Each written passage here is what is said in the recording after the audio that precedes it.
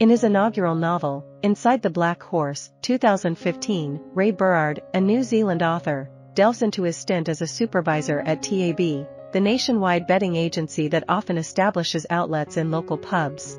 The narrative unfolds in Rotorua, a quaint community on the North Island, housing a Maori village.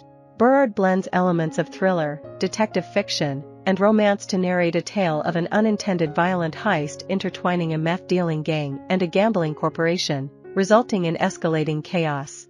The setting is the Black Horse Bar and Casino in Rotorua, New Zealand, a quintessential local, serving as a community hub for the neighborhood. The regulars at the Black Horse encompass a diverse range of individuals, from blue-collar workers to corporate climbers, all converging for drinking, smoking, socializing, and gambling. The gambling options include pokies, slot machines, and TAB, sports betting. As the story unfolds, Toni Burke, coping with the recent, unexpected death of her husband, takes charge of the Black Horse. Struggling as a single mother, she manages the pub while caring for her young children. Enter Pio Morgan, a young Maori man facing dire circumstances. Driven by desperation due to a debt incurred from a swindling marijuana grower, Pio contemplates robbing the pub as his only recourse. Having grown up amidst gangs, street violence, and a pervasive sense of hopelessness, Pio reflects on the attempts of Maori elders to instill cultural values in his generation. Pio's robbery, fueled by nervousness and panic, goes awry as he steals $60,000 from the till. In a spur-of-the-moment decision, he also snatches a satchel containing $500,000 worth of meth from a courier, meant for a major drug gang in Auckland. A struggle ensues, leading to Pio accidentally shooting the courier in the head before making his escape.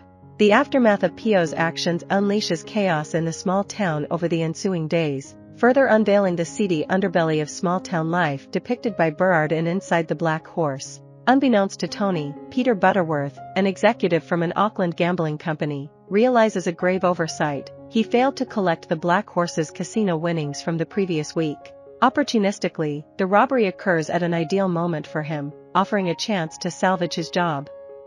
Claiming that the pub owes his company $115,000, he accuses Toni of complicity in the heist.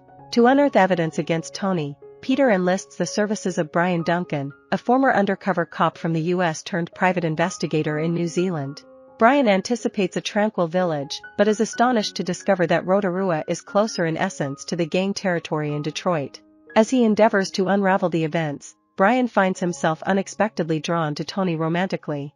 Simultaneously, the absence of the meth bag sparks the ire of two fierce neighborhood gangs, each vying to locate the drugs and the robber.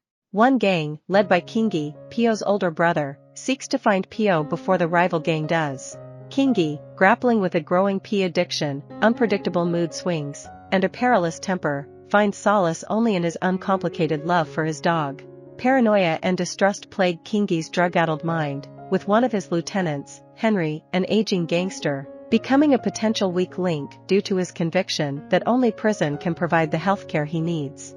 The narrative unfolds rapidly, with a plethora of violence and plot twists, exploring how the picturesque backdrop of Lake Rotorua loses meaning in a community devoid of expectations for the future or hope to break free from the cycle of violence. Berard's focus on the Maori community receives acclaim, highlighting the contrast between the older generation's efforts to preserve traditions and the younger generation's descent into drug addiction and aimlessness. As Toni strives to keep her family intact, she grapples with projecting onto her children the futures she observes in individuals like Pio. Berard's debut novel, Inside the Black Horse, is lauded as a confident work, earning the 2016 Ngaio Marsh Debut Novel Award, a long listing for the 2017 Dublin Literary Award, and a place as a finalist in the 2016 Ngaio Marsh Crime Thriller of the Year. I hope you enjoyed this video. Leave a like if you did and be sure to subscribe. Thank you.